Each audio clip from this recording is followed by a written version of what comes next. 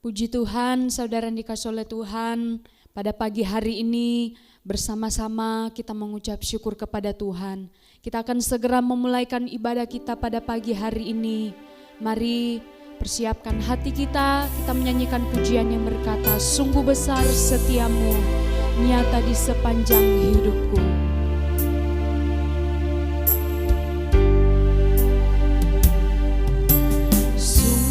Besar setiamu, nyata di sepanjang hidupku. Darahmu telah layakkan kehidupanku.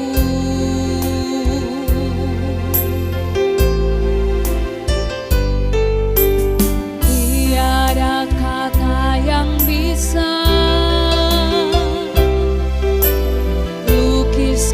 indahnya Kau Tuhan,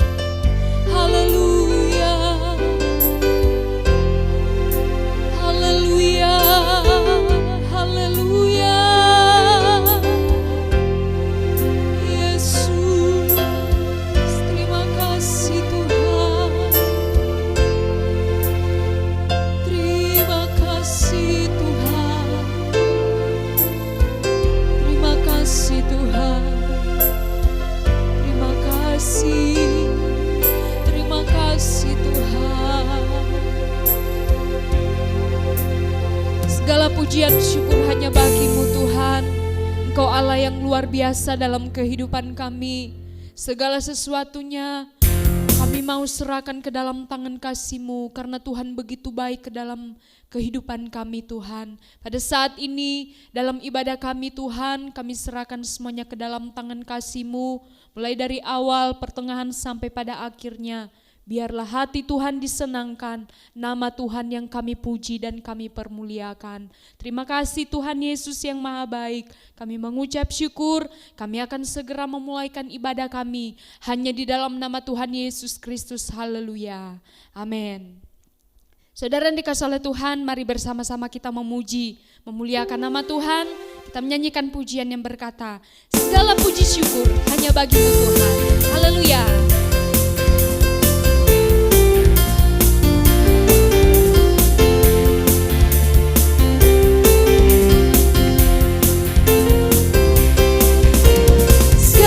Puji syukur hanya bagi-Mu Tuhan, sebab Kau yang layak dipuja.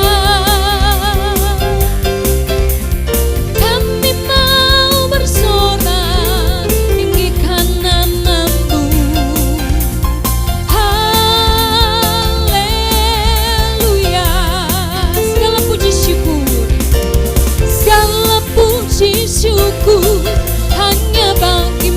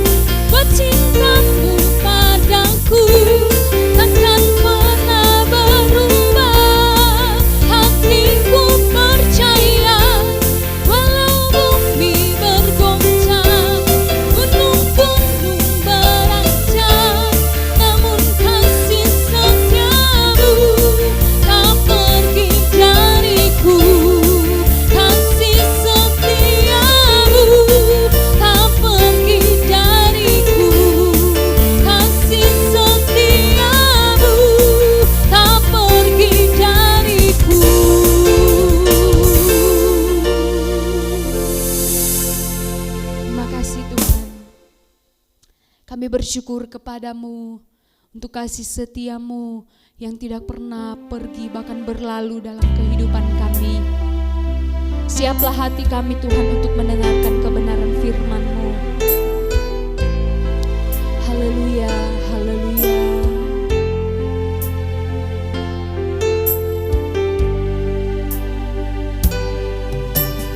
Firman-Mu berkata Kau besertaku,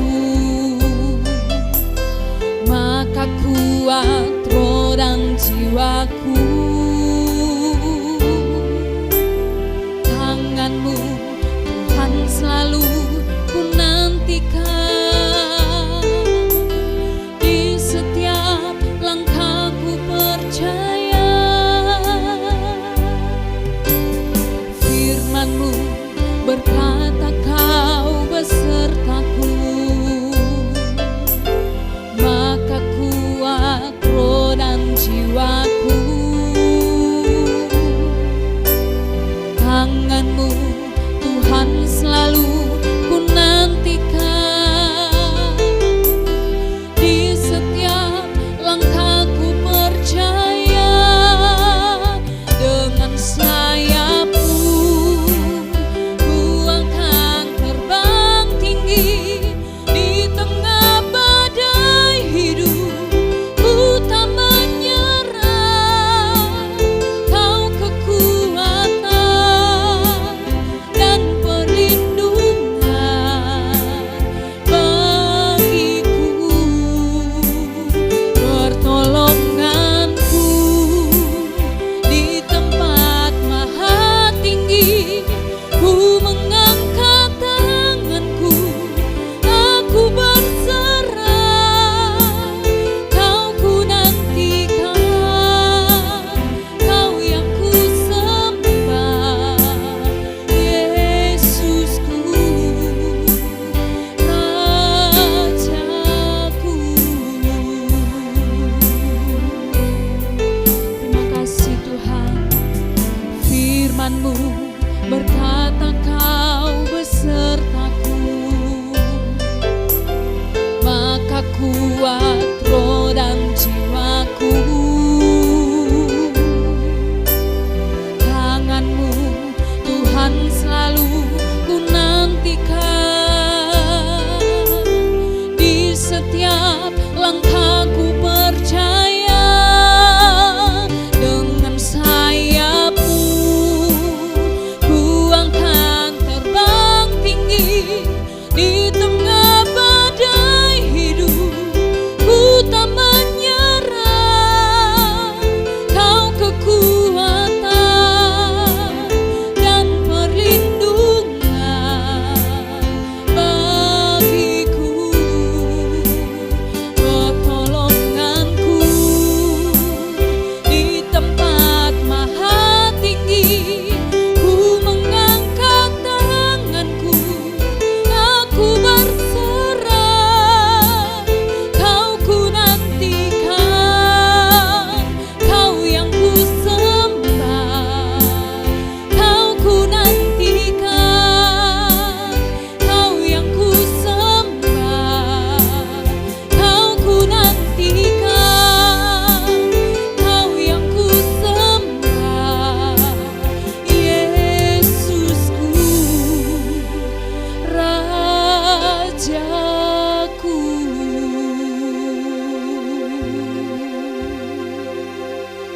Terima kasih Tuhan. Segala pujian syukur hanya bagi-Mu. Tuhan adalah kekuatan dalam kehidupan kami. Pada saat ini Tuhan, kami akan segera mendengarkan kebenaran firman-Mu. Tuhan tolong hamba-Mu, urapi hamba-Mu. Kebenaran firman-Mu yang akan kami dengarkan menjadi kekuatan dalam kehidupan kami. Kami mengucap syukur dalam nama Tuhan Yesus Kristus. Siaplah hati kami untuk mendengarkan firman-Mu. Dalam nama Yesus, haleluya. Amin. Puji Tuhan, waktu dan tempat saya serahkan kepada Ibu Gembala.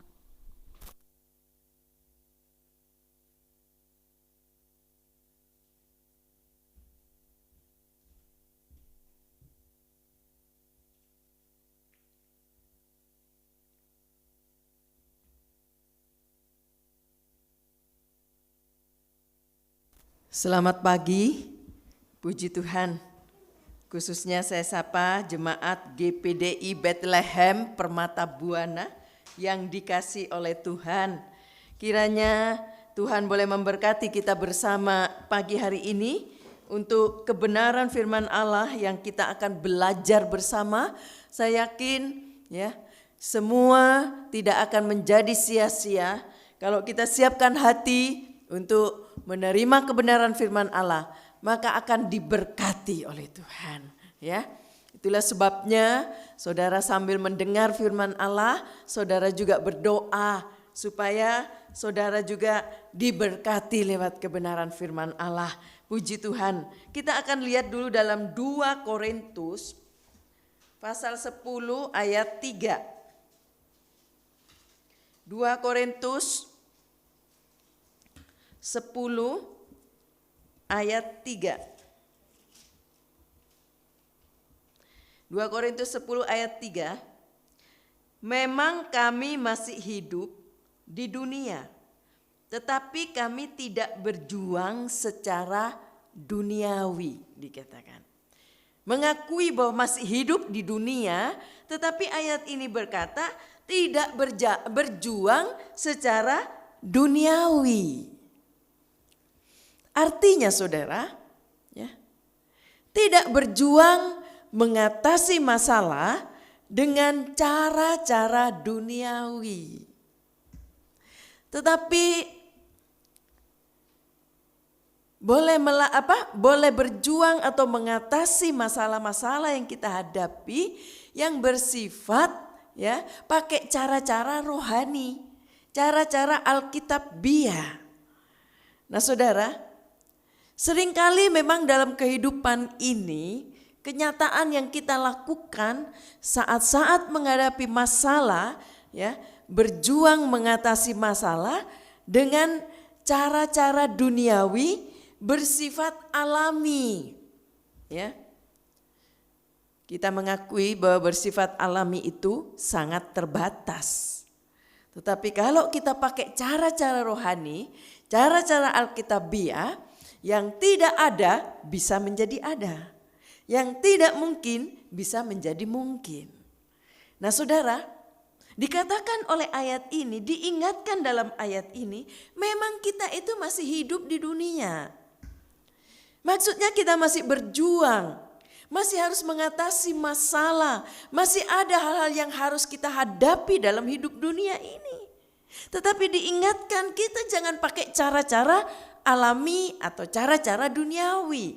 Tetapi kita mau praktekkan, mau belajar pakai cara-cara rohani, cara-cara alkitabiah. Ada satu contoh ya, orang yang hanya berpikir dalam kotak. Ya. Maksudnya saudara berpikir dalam satu kotak, dalam kotak.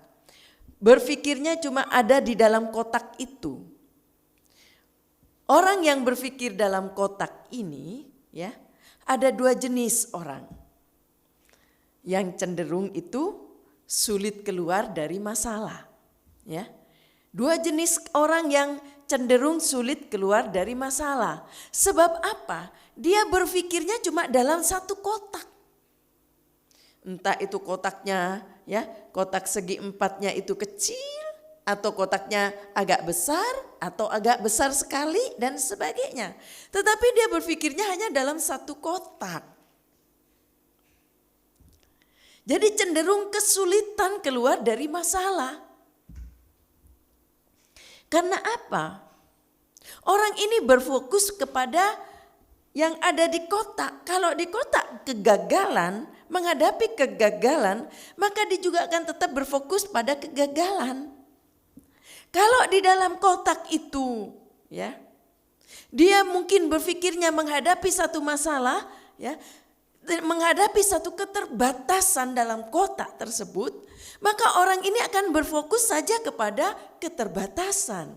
Sebab cuma ada di dalam satu kotak. Itulah sebabnya tema pagi hari ini ya, kita akan belajar bersama tentang keluar dari masalah. Kita akan melihat nanti hal-hal yang perlu kita perhatikan supaya kita itu bisa keluar dari masalah. Sebab seperti saya katakan tadi, ya, kalau orang itu berpikir hanya dalam satu kotak, maka yang dihadapi oleh orang ini, ya, mungkin dia cuma berfokus kepada kegagalan yang ada di kotak atau berfokus kepada keterbatasan dalam kotak. Kedua jenis ini adalah orang yang biasanya sedikit-sedikit mengeluh, ya.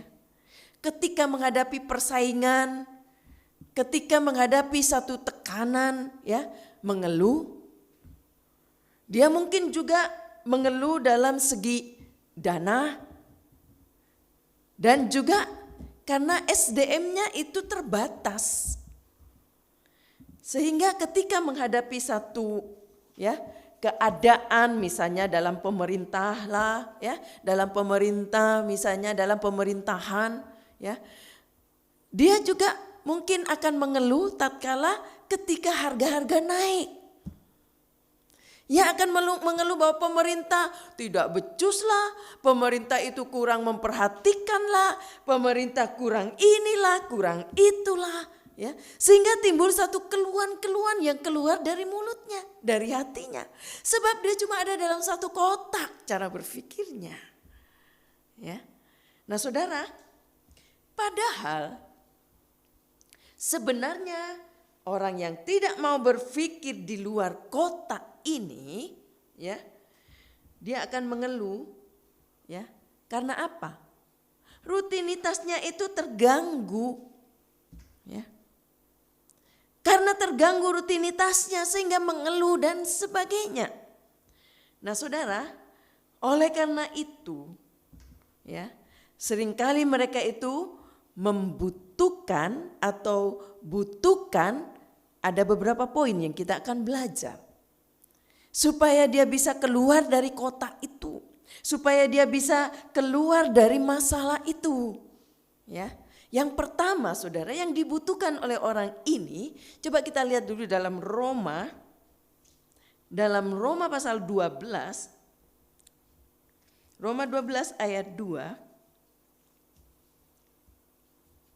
Roma 12 ayat 2. Janganlah kamu menjadi serupa dengan dunia ini, tetapi berubahlah oleh pembaharuan budimu, sehingga kamu dapat membedakan manakah kehendak Allah, apa yang baik, yang berkenan kepada Allah, dan yang sempurna.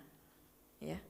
Dikatakan di sini, berubahlah oleh pembaharuan budimu. Dengan kata lain, ya, orang yang dibutuhkan oleh orang ini adalah pembebasan pemikiran, ya.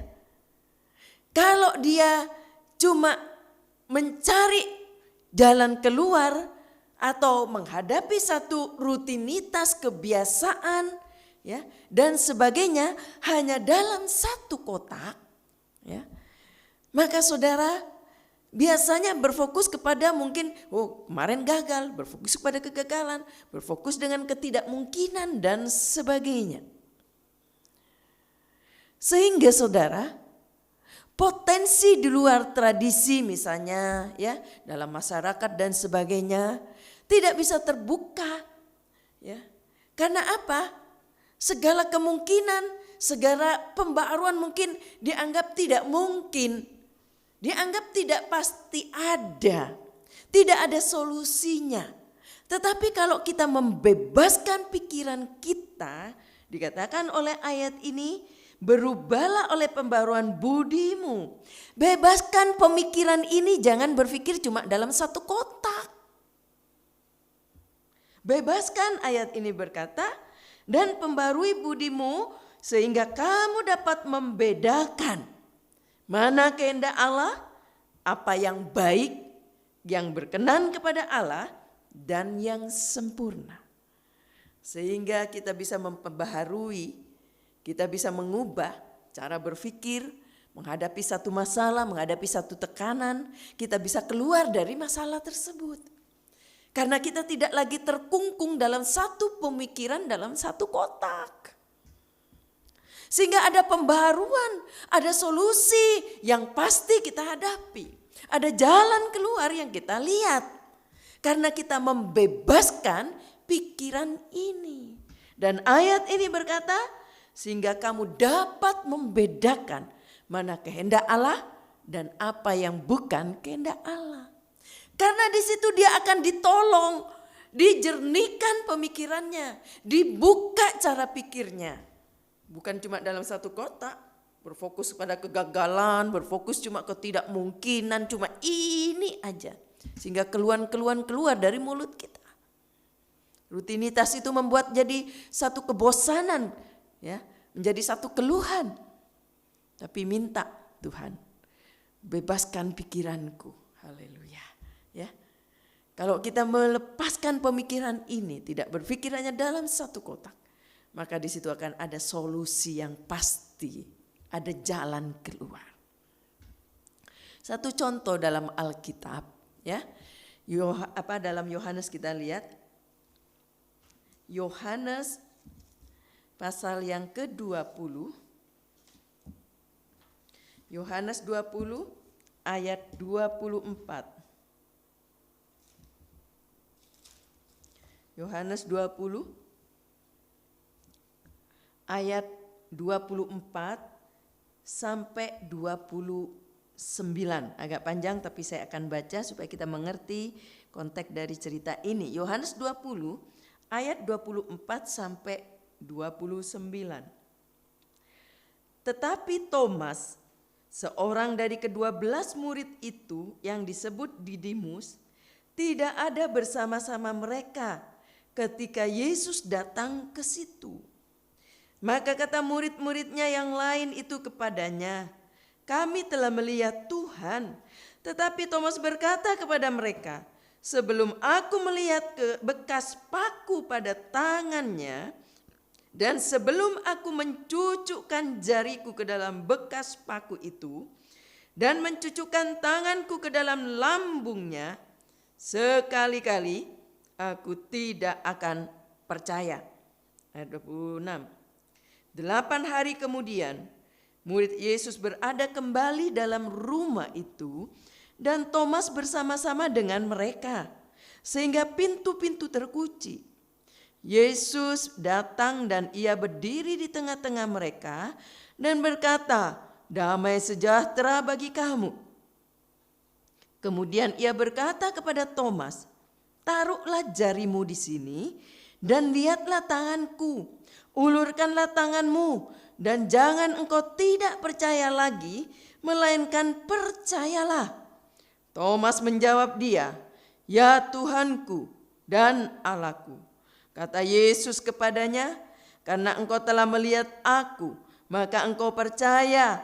Berbahagialah mereka yang tidak melihat, namun percaya. Ini satu contoh Thomas. Thomas yang pernah terkurung dalam kebiasaan atau dalam keterbatasan.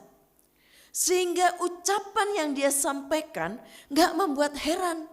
Karena dia ada terkurung dalam satu kebiasaan atau keterbatasan dalam satu kotak pemikiran.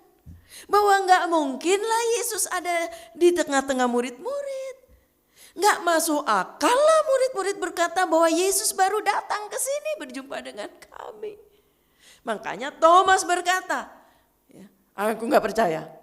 Ya, sebelum aku mencocokkan tanganku ke bekas lubang di jari Yesus atau lambung Yesus yang ditusuk. Sebelum aku mencucukkan, aku gak akan percaya. Seringkali hal seperti ini terjadi dalam kehidupan seseorang. Karena cuma ada dalam satu pemikiran di satu kota. Gak mungkin. Sehingga itu yang dia hadapi di sana. Tatkala menghadapi satu masalah, tidak tahu jalan keluarnya. Ya. Karena cuma terfokus kepada gak mungkin itu.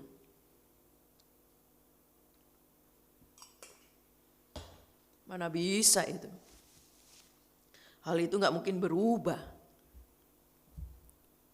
Seperti Thomas, ya. Karena itu, ya, kita perlu keluar dari kebiasaan yang membelenggu, ya. Tapi jangan sampai keluar dari penyertaan Tuhan. Jangan sampai keluar dari kasih anugerahnya. Jangan sampai keluar dari kehendak yang membebaskan kita. Kehendaknya yang membebaskan kita, jangan keluar dari sana. Tapi keluar dari kebiasaan yang membelenggu. Sehingga kebiasaan itu membuat kita mungkin rutinitas, aduh ngeluh aja, ya, nggak mungkin lah, beginilah seperti tadi saya kasih contoh. Pemerintah mungkin mengadakan satu, ya, perubahan harga naik dan sebagainya, lalu ngeluh, marah dan sebagainya. Ya. Tetapi seperti pernah dikatakan oleh seorang hamba Tuhan, mau apapun naik, harga mau naik, ya. Yang penting Tuhan mencukupi kita. Kita bisa makan, kita bisa beli. Jadi nggak perlu mungkin harus mengeluh di situ karena dianggap itu satu belenggu dalam pemikiran di sana. Sehingga tidak tahu jalan keluarnya. Nah saudara, itulah sebabnya saya tadi katakan, ya, kita harus belajar atau perlu keluar dari kebiasaan yang membelenggu pikiran kita. Seringkali tanpa sadar pikiran ini dibelenggu dengan cara pikir yang mungkin sekotak tadi. Gak mungkin lah, ya. Oh ini beginilah. Sehingga tidak keluar dari kotak itu. Tapi kalau kita mau belajar keluar dari cara pemikiran yang membelenggu seperti ini, sehingga kita bisa menjernihkan pikiran ini. Kita melihat, oh ini mana kehendak Tuhan. Mana yang bukan kehendak Tuhan. Sehingga kita boleh berada dalam kehendaknya. Tindakan kita, perbuatan kita, keputusan yang kita ambil sesuai dengan kehendak Allah. Karena kita sudah dilepaskan dengan cara pemikiran yang dibebaskan oleh cara pemikiran tadi. Nah saudara yang kasih oleh Tuhan. Itu yang tadi saya maksud. Yang pertama, ya, seringkali yang dibutuhkan oleh seseorang, yang pertama membebaskan pikirannya. Ya. Jika mau cari jalan keluar, ya, mau cari jalan mungkin kebiasaan yang lain, hal-hal yang rutin, kita keluar dari kebiasaan yang rutin.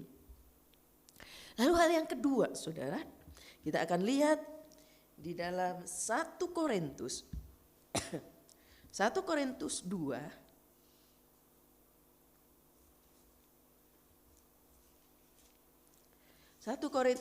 ayat yang ke-9. 1 Korintus 2 ayat 9. Sebab justru itulah maksudnya aku menulis surat kepada kamu. Maaf 1 Korintus ya saudara, bukan 2 Korintus, terima kasih. 1 Korintus pasal 2, maaf ya. Saudara jangan marah ya. 1 Korintus 2 ayat 9. Tetapi seperti ada tertulis, apa yang tidak pernah dilihat oleh mata, dan tidak pernah didengar oleh telinga, dan yang tidak pernah timbul di dalam hati manusia, semua yang disediakan Allah untuk mereka yang mengasihi Dia. Nah saudara, ayat ini berkata, ya, apa yang tidak pernah dilihat mata, apa yang tidak pernah didengar oleh telinga, apa yang tidak pernah ada di hati, itu disediakan oleh Allah. Dengan kata lain, ada sesuatu jalan keluar yang Tuhan akan berikan.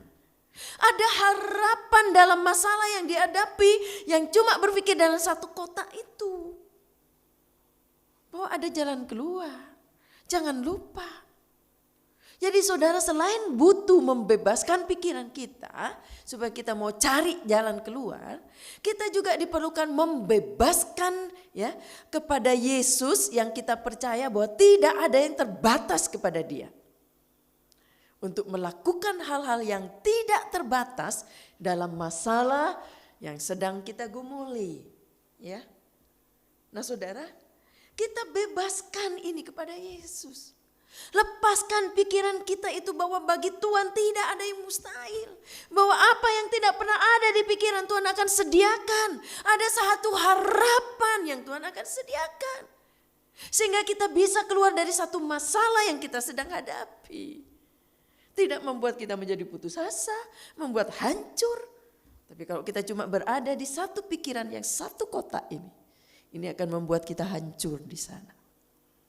Sebab kita pikir gak mungkinlah, berfokus kepada ketidakmungkinan. Gak mungkinlah saya, gak mungkinlah dapat, gak mungkinlah saya berhasil. Tapi mari kita minta, bebaskan itu kepada Yesus. Yang dia adalah tidak terbatas untuk melakukan hal-hal yang di luar kemampuan manusia. Saudara yang kasih oleh Tuhan, Allah ternyata saudara suka bertindak di luar kebiasaan yang ada.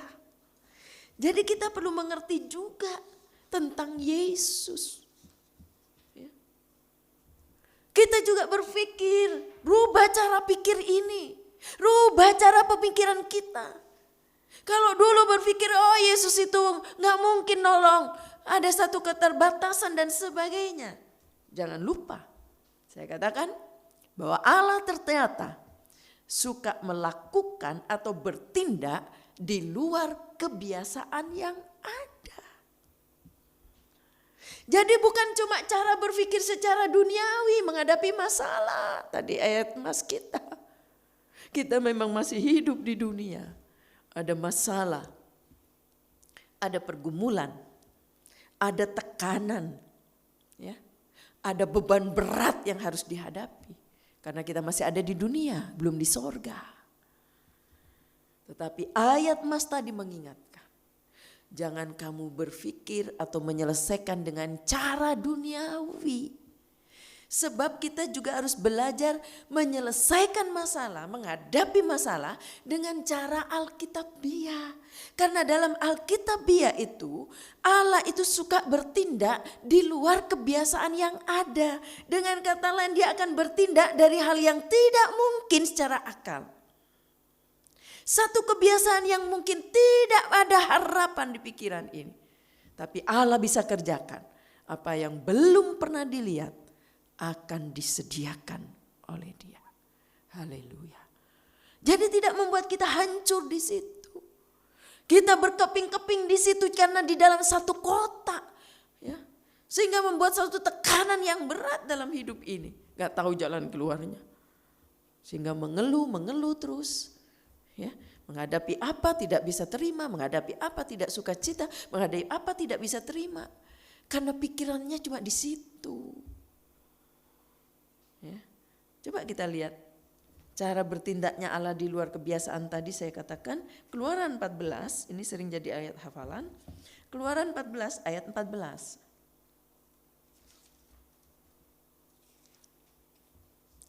Keluaran 14 ayat 14.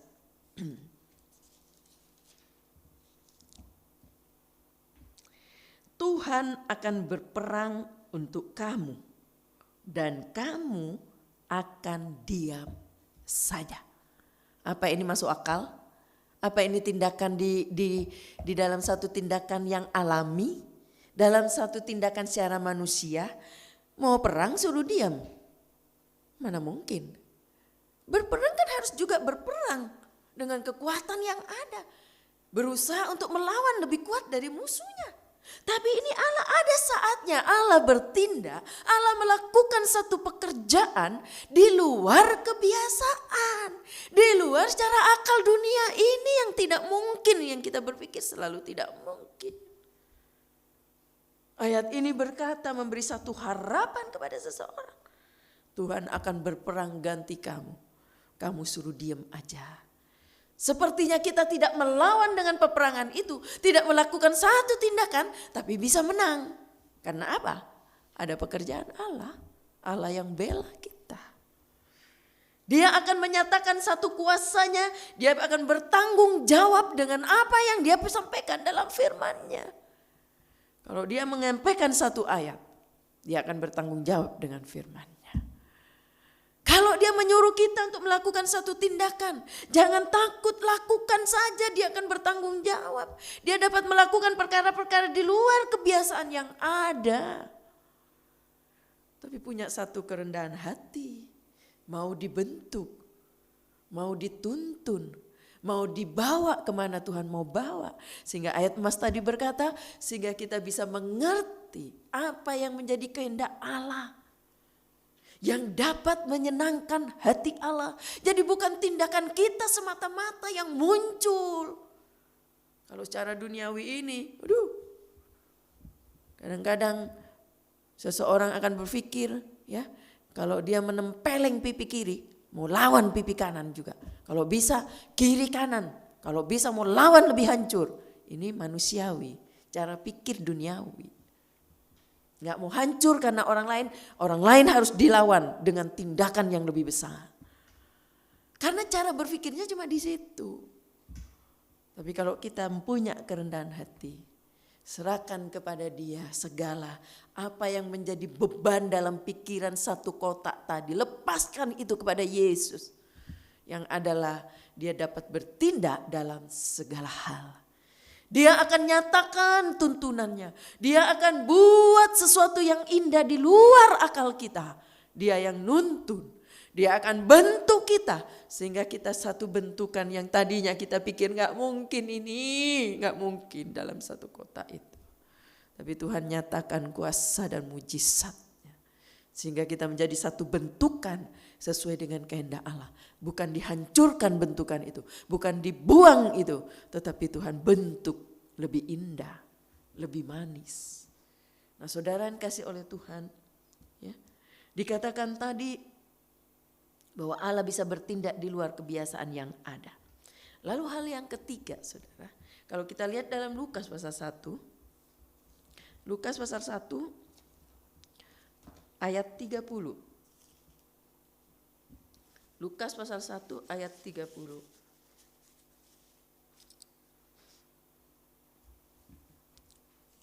Lukas 1 ayat 30.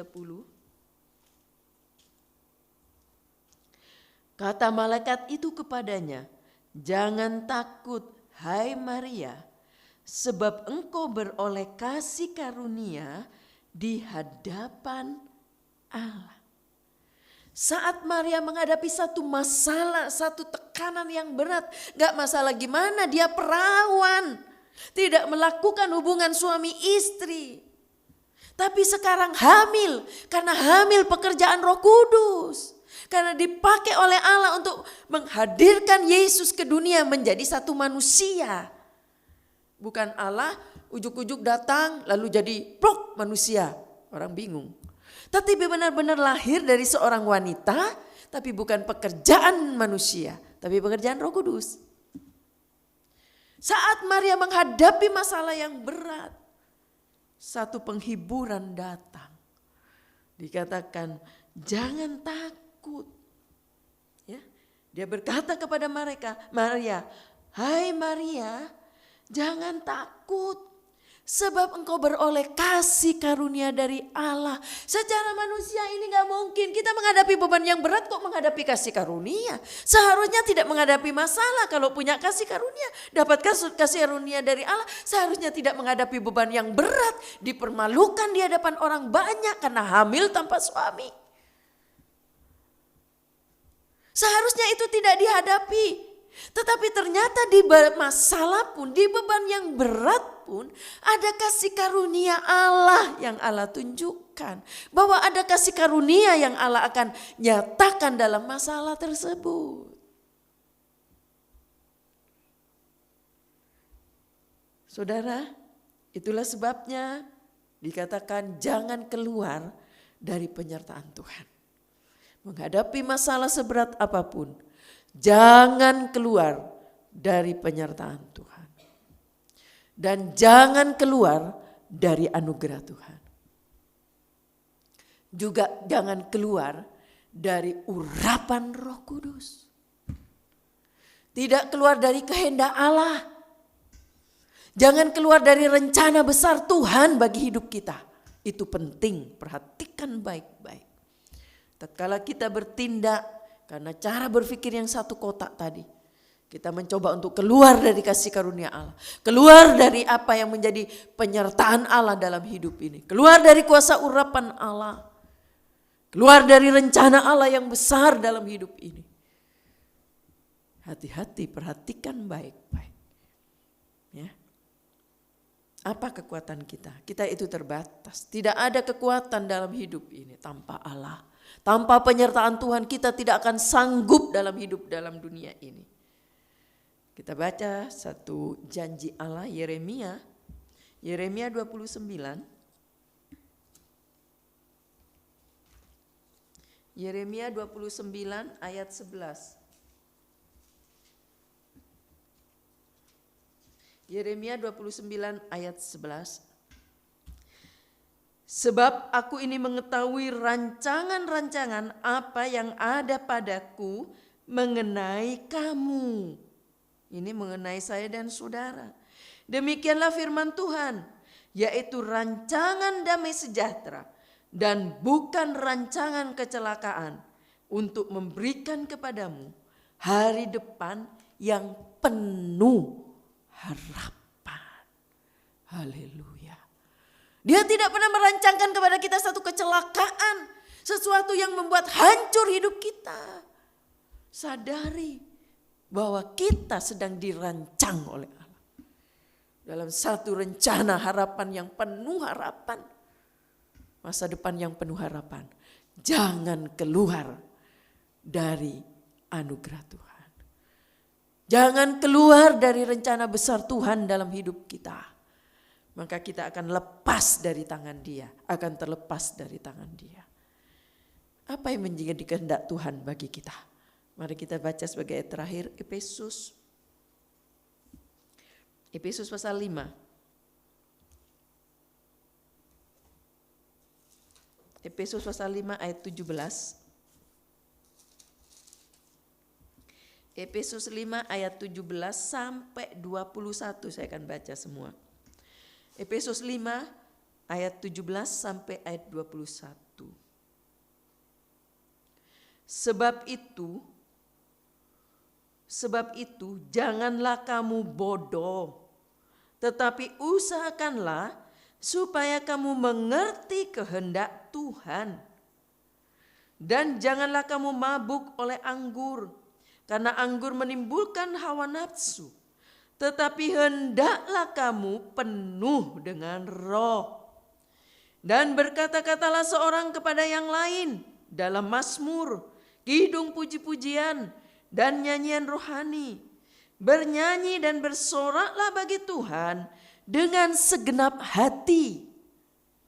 Ucapkanlah syukur senantiasa atas segala sesuatu dalam nama Tuhan kita Yesus Kristus kepada Allah dan Bapa kita.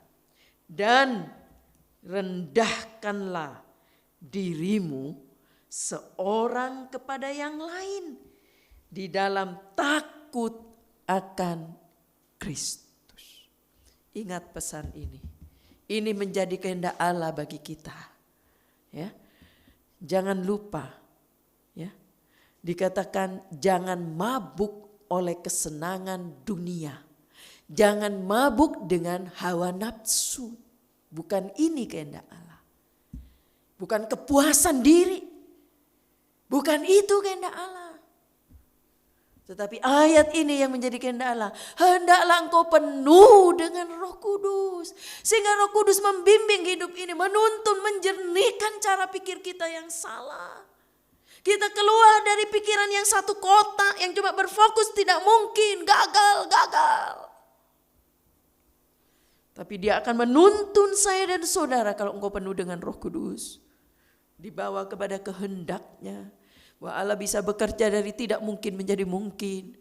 Dia bisa mengubah segala sesuatu yang tidak ada menjadi ada. Jangan lupa. Ini yang menjadi kehendak Allah. Selain penuh Roh Kudus, dikatakan penuh dengan pujian. Menghadapi masalah, menghadapi tekanan yang berat, penuh dengan pujian. Bukan satu keluhan, bukan satu mungkin cuma mengeluh dan mengeluh. bukan marah menghadapi masalah, tetapi dikatakan walaupun penuh dengan masalah, tapi penuh dengan pujian kepada Allah. Ada mazmur yang disampaikan, ada ucapan syukur dan penyembahan kepada Tuhan. Sehingga hati ini penuh dengan sukacita Allah. Rohnya tetap menyala-nyala walaupun menghadapi masalah yang berat. Karena yakin Allah dapat bertindak, ya, yang tidak mungkin menjadi mungkin. Lalu yang terakhir dalam ayat ini katakan, tetap rendah hati, yang diikuti dengan rasa takut akan Tuhan. Bukan takut karena minder, tapi takutnya karena takut kepada Allah. Kerendahan hati yang disampaikan, kerendahan hati yang dilakukan karena takut kepada Tuhan. Luar biasa kalau punya kerendahan hati, ya, yang diikuti oleh rasa takut akan Allah. Itu akan mengubah persoalan seberat apapun yang kita hadapi. Beban seberat apapun kita bisa keluar dari masalah itu. Karena kita punya kerendahan hati yang diikuti rasa takut kepada Allah. Puji Tuhan. Tuhan kiranya menolong kita bersama. Firman Allah mungkin sederhana pagi hari ini. Kiranya boleh memberkati kita bersama. Biarlah Roh Kudus yang ada di tengah-tengah kita, Dia juga akan bekerja di tengah-tengah kita. Haleluya. Dia dapat menjernihkan pikiran kita. Sehingga kita keluar dari pikiran yang cuma satu kotak ini. Haleluya. Nyanyikan pujian tadi. Firman-Mu berkata, Kau besertaku.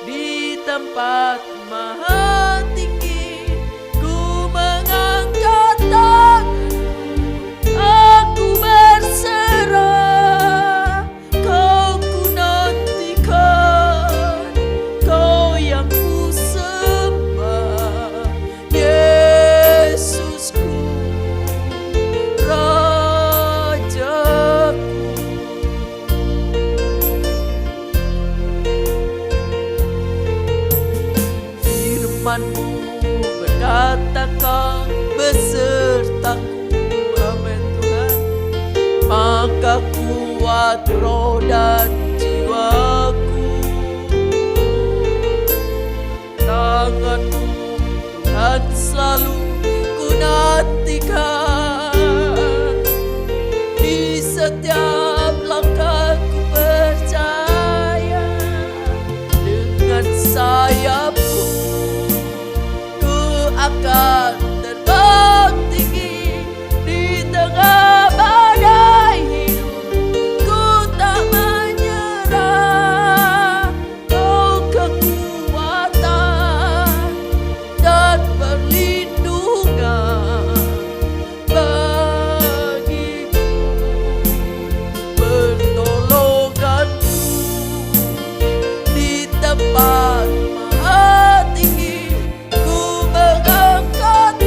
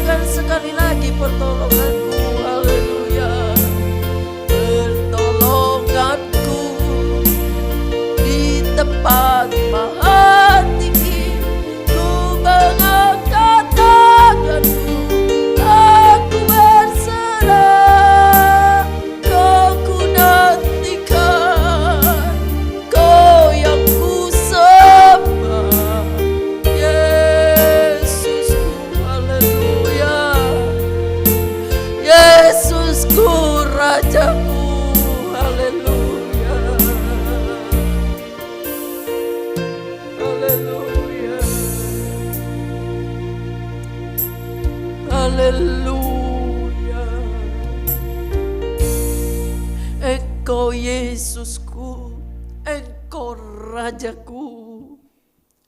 Aku akan terbang tinggi bersama dengan Engkau. Haleluya. Melewati masalah, melewati beban hidup, masalah menghadapi tekanan. Kami akan terbang tinggi bersamamu Tuhan. Terima kasih buat firman-Mu. Mungkin firman Allah sederhana pagi hari ini, tapi kiranya Tuhan berbicara di hati kami, mengingatkan kami untuk belajar melepaskan cara pikir yang cuma satu kotak, yang kita cuma pikir itu saja, sehingga kita terus ada dalam keluhan-keluhan, tidak bisa terima dengan keadaan. Tetapi kita mau belajar, haleluya, bebaskan pikiran kita, serahkan kepada Yesus yang adalah ketidakmungkinan bisa mungkin dalam Yesus. Terima kasih Tuhan. Berkati setiap umat-Mu yang sudah melayani pagi hari ini. Siapapun dia yang sudah melayani, biarlah Tuhan berkati hidupnya. Yang sudah melayani dengan segenap hati, Tuhan tahu, Tuhan melihat. Engkau yang membaca hati, Engkau yang melihat hati kami. Berkati mereka semua. Berkati juga jemaat yang ada, yang hadir untuk berdoa, yang hadir untuk beribadah. Jemaat yang ada di rumah, yang beribadah di rumah karena tidak memungkinkan. Tetapi Engkau juga melihat yang sudah hadir dalam ibadah di gereja. Kiranya berkat Allah boleh turun atas mereka semua. Engkau tahu kehidupan mereka masing-masing. Kalau ada dalam beban masalah yang berat, biarlah kiranya firman Allah pagi hari ini menolong sehingga bisa keluar dari masalah yang dihadapi. Tuhan, bagi Engkau tidak ada yang mustahil.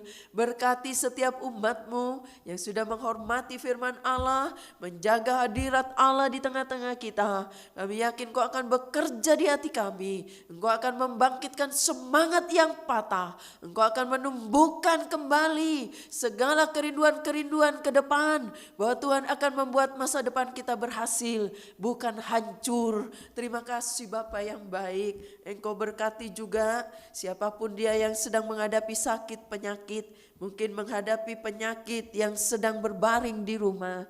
Tolong cincing Tuhan, Engkau jamak cincing Tuhan segala penyakit yang mengganggu tubuhnya. Dalam nama Yesus, jamak Tuhan, berikan kesembuhan di dalam nama Yesus. Tante Liana, Engkau terus berikan kesehatan. Engkau tolong Tuhan. Engkau yang menolong. Engkau yang memberikan kesembuhan sempurna. Sehingga dia boleh bebas dari segala penyakit yang mengganggu tubuhnya. Hamba juga berdoa untuk Tante Lina. Engkau berikan dia sehat-sehatkan dia juga. Sehingga dalam usianya tetap sehat. Diberkati Allah, penuh damai, penuh sukacita. Tante Yuli juga Engkau sehatkan terus. Biarlah dia juga penuh damai, penuh sukacita. Dan terus berharap kepada Tuhan. Tolong juga Tuhan, seberapa umat-Mu yang sedang mohon bantuan doa karena penyakit yang mengganggu tubuhnya. Segala penyakit apapun Engkau pergi dalam nama Yesus. Yang sedang berbaring di rumah sakit karena mungkin terjangkit DB, Tuhan tolong jamak mereka di dalam nama Yesus. Siapapun yang sedang terganggu kesehatannya hari-hari ini, Engkau jamak dan tolong dalam nama Yesus. Yang membutuhkan pekerjaan, yang membutuhkan mungkin kesukaran, kesulitan dalam keuangan, Tuhan buka jalan. Usaha yang macet Tuhan tolong, omset-omset yang belum terpenuhi Tuhan tolong dalam nama Yesus. Tuhan, Engkau menolong dari adik-adik, anak-anak balita, anak-anak sekolah minggu, pemuda remaja yang sudah kuliah, yang sudah sekolah, semua terlindungi, semua sehat, semua ditolong Allah di dalam nama Yesus. Kaum dewasa dimanapun berada, semua sehat, semua dilindungi Allah, semua dijaga oleh Tuhan di dalam nama Yesus. Hamba juga berdoa untuk keluarga-keluarga yang membutuhkan, merindukan keturunan dalam rumah tangga. Tuhan, Engkau sanggup memberikan keturunan dalam keluarga di dalam nama Yesus. Terima kasih Bapa yang baik. Hamba juga berdoa untuk bangsa dan negara, keadaan negara kami, Bapak Presiden, Wakil dan seluruh aparat negara. Engkau tolong Tuhan, mampukan mereka sehingga mereka sanggup melakukan tugas dengan baik. Tuhan tolong mereka. Engkau tolong kalau ada bangsa Indonesia khususnya yang sedang mengalami kedukaan karena penyakit virus, Engkau tolong semuanya, hiburkan mereka di dalam nama Yesus. Selamatkan bangsa Indonesia, tolong berikan damai sejahtera sehingga mereka mempunyai ketenangan dalam Engkau. Terima kasih Bapa yang baik, terima kasih Tuhan, tangan-tangan yang sudah memberi, mereka yang sudah memberi untuk persembahan, ada yang mentransfer, ada yang mengantar, ada yang membawa di kantong kolektor. Tuhan berkati tangan mereka.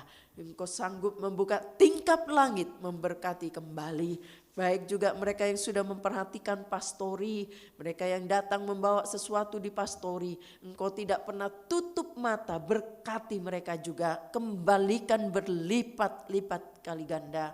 Para donatur gereja, mereka juga yang setia membantu rumah Tuhan, kelangsungan ibadah di tempat ini. Berkati mereka, rumah tangganya diberkati, pekerjaannya diberkati. Di dalam nama Yesus, hamba berdoa untuk keluarga-keluarga yang sedang hancur. Bagi Tuhan tidak ada yang mustahil. Pulihkan rumah tangga mereka menjadi rumah tangga kembali yang harmonis, yang takut Tuhan, yang ada Yesus mengikat satu sama lain dalam hidup keluarga. Di dalam nama Yesus. Terima kasih Bapa yang baik. Terima kasih mereka juga yang sudah mengembalikan perpuluhan milik Allah. Tuhan juga berkati, yang percaya akan melihat bahwa tingkap langit akan dibukakan bagi yang percaya. Terima kasih Bapa yang baik. Terima kasih Tuhan, kami yakin Engkau sudah memberkati kami pagi hari ini. Sekarang saudara-saudara yang dikasihi oleh Tuhan, terimalah berkat yang datang dari Allah Bapa, kasih sayang dari sebagai putra Allah yang tunggal, penyertaan dari Roh Kudus, bimbingan Roh Kudus menyertai kita sampai selama-lamanya. Di dalam nama Tuhan Yesus Kristus kami sudah berdoa. Haleluya.